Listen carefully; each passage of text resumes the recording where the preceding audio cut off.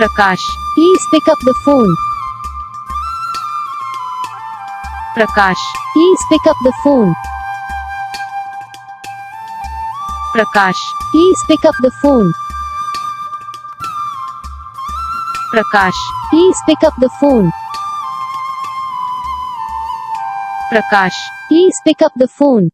Channel को subscribe करो, comment करके बताओ आपको ये वीडियो कैसा लगा, कौन सा पार्ट है जो आपको वीडियो में अच्छा लगा या फिर कौन सा पार्ट है जो आपको वीडियो में अच्छा नहीं लगा। अगर आपको रिंगटोन पसंद आई या फिर आप ऐसा कौन सा भी रिंगटोन बनवाना चाहते हो तो आप हमें कमेंट कर सकते हो। हम आपके लिए रिंगटोन बना के चैनल पर अपलोड कर देंगे। आप वहाँ से इसे डाउनलोड भी कर सकते हो। डाउनलोड करने के बाद चैनल को सब्सक्राइब कर लेना।